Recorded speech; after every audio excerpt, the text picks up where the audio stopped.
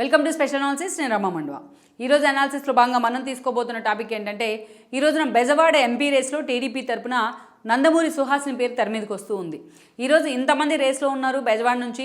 నిన్నటిదాకా అక్కడ సిట్టింగ్ ఎంపీగా ఉన్న కేసీఆర్ నాని పార్టీ మీద తిరుగుబాటు చేస్తున్నారు. పార్టీ కూడా ఆయన్ని లైట్ తీసుకున్న పరిస్థితుల్లో ఆయన గత్యంతరం లేని సిచ్యువేషన్లో ఈ రోజున వైఎస్ఆర్సీపీ జెండా కప్పుకున్నారు. With immediate effect Jaganmohan Reddy కూడా ఆయన తన పార్టీలో చేరిన వెంటనే ఆయనకు విజయవాడ ఎంపీ టికెట్ని కూడా అనౌన్స్ చేయడం జరిగింది. ఇక ఆ స్థాయిలో ఆల్రెడీ యాక్షన్ ప్లాన్లో కూడా కేసీఆర్ నాని దిగిపోయినారు ఈ రోజున. ఇక మరోవైపు చూసినట్లయితే ఈ స్థానం నిజంగానే ఒక హాట్ సీట్గా మారింది. ఎందుకంటే ఇదే సీటు మీద చిన్ని కూడా కేసీఆర్ చిన్ని ఎప్పటి నుంచో ఫోకస్ పెట్టారు. విజయవాడ పార్లమెంటు పరిధిలో ఉన్న అన్ని అసెంబ్లీ స్థానాలను కూడా ఆయన ఓన్ చేసుకునే ప్రయత్నం చేశారు. అన్నా క్యాంటీన్లు మొదలుకొని అనేక డెవలప్మెంట్ యాక్టివిటీస్లో కూడా చిన్ని భాగస్వామ్యం కూడా అయ్యారు. కానీ ఆ తర్వాత మనం చూసినట్లయితే కేవలం చిన్ని కారణంగానే, శ్వేతా మేయర్ కానీ కారణంగా పార్టీ మీద ఆయన తిరుగుబాటు చేస్తున్నారు. కేసీఆర్ నాని బహిరంగంగా పార్టీని ఆయన ఎన్నోసార్లు విమర్శలు చేసిన సందర్భం ఉన్న పార్టీ బేర్ చేస్తూ వచ్చింది.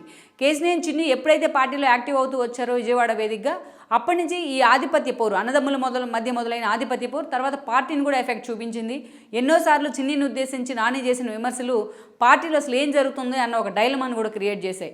ఈ క్రమంలోనే ఇది ఇక తిరువూరు లాంటి ఒక ఇష్యూ, మొన్న తిరువూరు ఇన్ఛార్జిగా ఉన్న దేవదత్తు నాని అనుచరులు నాని అవమానించిన తీరుతో అది మరింతగా ఎక్స్పోజ్ అవుతూ వచ్చింది. ఈ క్రమంలోనే నానిని పార్టీ అధిష్టానం పక్కన పెట్టింది. ఆయన వెంటనే వైసీపీలో జాయిన్ అయి ఉన్నారు. ఈరోజు ఎంపీ అభ్యర్థిగా కూడా ఎక్స్పోజ్ అవుతూ వస్తున్నారు. ఇక నాని లాంటి వాళ్ళని ఎదుర్కొనేందుకు పీవీపీ లాంటి వాళ్ళు కూడా సోషల్ మీడియా వేదికగా ఆయన నిత్యం టార్గెట్ చేస్తూ వార్తల్లోకి ఎక్కుతున్నారు. అలాంటి సిచ్యువేషన్లో ఈ రోజున రేపో మాపో కేసీఆర్ చిన్నిని అటు లోకేష్ కానీ చంద్రబాబు నాయుడు కానీ విజయవాడ ఎంపీ అభ్యర్థిగా అనౌన్స్ చేయబోతున్న ప్రచారం అయితే దాదాపు గత వారం రోజులుగా జరుగుతూ వస్తుంది.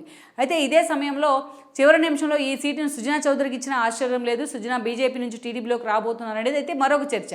సో ఇలాంటి సమయంలో మనం చూసినట్లయితే ఈ రోజున నందమూరి సుహాసిని పేరు కూడా ఇక్కడ ప్రముఖంగా వినిపిస్తూ వస్తుంది. ఇక్కడ ఒక ట్విస్ట్ ఉంది నందమూరి సుహాసిని పేరు వినిపించడానికి కూడా. ఎందుకంటే విజయవాడ పరిధిలోని అన్ని అసెంబ్లీ కాన్స్టిట్యున్సీల్లో కమ్మ సామాజిక, అటు కాపులు బీసీలతో పాటు కమ్మ సామాజిక వర్గ ఓటర్లు కూడా ప్రీడామినెంట్గా ఉన్నారు. సాలిడ్గా ఒక కంచుకోటగా విజయవాడ ఉండడానికి కూడా కేసీఆర్ నాని 2 సార్లు గెలవడానికి కూడా అదొక కారణం అని అనుకోవాలి. టీడీపీ ఓట్ బ్యాంక్ అంత సాలిడ్గా ఉండడం. సో అలాంటి సుహాసిని పేరైతే ప్రముఖంగా వినిపిస్తోంది. గతంలో ఆవిడ 2018 తెలంగాణ ముందస్తు ఎన్నికల్లోని రాజకీయ రంగేట్రం చేస్తున్నారు. హరికృష్ణ బిడ్డగా, అదేవిధంగా చుండ్రు శ్రీహరి కోడలుగా. అక్కడి నుంచి ఆమె కూకట్పల్లి టికెట్ కూడా తీసుకున్నారు. కూకట్పల్లిలో టీడీపీ తరపున ఆమె అభ్యర్థిగా కూడా బరిలో దిగడం జరిగింది. అయితే ఆమె తరపున జూనియర్ కానీ కళ్యాణ్ రామ్ కానీ ప్రచారం చేస్తారని అప్పట్లో చర్చ వచ్చినా, బట్ ఆ దిశగా వాళ్ళిద్దరూ కూడా ఫోకస్ పెట్టలేదు. కనీసం ఆమె తరపున నిలబడి మాట్లాడిన పరిస్థితి లేదు. ఆ ఎన్నికల్లో ఆమె డిపాజిట్ కూడా దక్కించుకోలేకపోయింది. తర్వాత కేసీఆర్ లాంటి వాళ్ళకి చంద్రబాబును టార్గెట్ చేసే క్రమంలో సుహాసిని అంశమే ఒక అస్త్రంగా మారింది. సో అలాంటి సుహాసిని చాలా రోజులుగా సైలెంట్ అయిపోయినారు ఆమె ఓడిన తర్వాత. ఇక పార్టీలో మొన్నటి ఎన్నికల వరకు కూడా ఆమె యాక్టివ్ రోల్ అయితే తీసుకున్నారు. పార్టీ ఉపాధ్యక్షులుగా కూడా పనిచేస్తున్నారు. ఈ క్రమంలోనే మొన్నటి ఎన్నికల్లో ఆవిడ మరోసారి కూకట్పల్లి నుంచి పోటీ చేస్తారని ప్రచారం జరిగిన, బట్ సుహాసిని మాత్రం మొన్నటి ఎన్నికల్లో అసలు పోటీ చేస్తారా లేదనే చర్చ కూడా జరిగింది. అయితే ఇదే సమయంలో అసలు తెలంగాణలో టీడీపీ పోటీ చేయొద్దంటూ కూడా చంద్రబాబు నాయుడు నిర్ణయం తీసుకోవడం వల్ల ఆమె ప్రత్యక్ష ఎన్నికలకు దూరంగా ఉండిపోయారు. ఇప్పుడు అలాంటి సుహాసిని ఏపీ రాజకీయాల్లో అడుగుపెడుతున్న చర్చ అయితే ఎప్పటి నుంచో ఉంది. అవసరమైతే తమ కంచుకోడైన గుడివాడ నుంచి పోటీ చేసేందుకు కూడా సుహాసిని ఉవ్విళ్ళూరుతోనే చర్చ అయితే ఉంది. ఇలాంటి సందర్భంలోనే తాజాగా విజయవాడ ఎంపీ సీటును నందమూరి సుహాసిని కేటాయిస్తే ఎలా ఉంటుంది అనే ఒక ప్రపోజల్ కూడా టీడీపీ నుంచి వినిపిస్తోంది. అయితే అటు కేసీఆర్ చిన్నీనో లేకపోతే సుజనా చౌదరి లాంటి వాళ్ళనో ఇక మరొక నేతలను కంపేర్ చేస్తే సుహాసినికి పూర్తి స్థాయి పొలిటికల్ ఎక్స్పీరియన్స్ అయితే చాలా తక్కువ అని చెప్పాలి విజయవాడ పరిధిలో. But at the same time చూసినట్లయితే ఆ నందమూరి వారసురాలుగా కూడా నందమూరి ఓట్ బ్యాంక్ కానీ, నందమూరి అభిమానులు కానీ, గుడివాడ గన్నవరం లాంటి ఒక సాలిడ్ కాన్స్టిట్యున్సీలు కానీ ఉన్నాయి. సో ఇలాంటి సిచ్యువేషన్లో సుహాసిని దించినట్లయితే అక్కడి నుంచి నందమూరి అభిమానుల ఓట్ బ్యాంక్ కూడా యాడ్ ఆన్ అవుతుందన్న ఒక చర్చ అయితే టీడీపీ నుంచి ఉంది. అందుకే నందమూరి సుహాసిని పేరైతే ఈరోజు విజయవాడ ఎంపీ సీటుకి ఆమె పేరైతే తెర మీదకి వస్తుంది. ఇప్పటికే ఆమె ఈ సీటు విషయంలో తన మామయ్య చంద్రబాబు నాయుడు దగ్గర కూడా ఒక ప్రపోజల్ పెట్టినట్లయితే కొన్ని లీక్లు అయితే వస్తున్నాయి. అయితే చంద్రబాబు నాయుడు మాత్రం ఇప్పుడే ఈ సీటు విషయంలో ఒక నెగోషియేషన్ ఉన్న కారణంగానే దాన్ని హోల్డ్లో పెట్టారనేది అయితే ఇంకో చర్చ.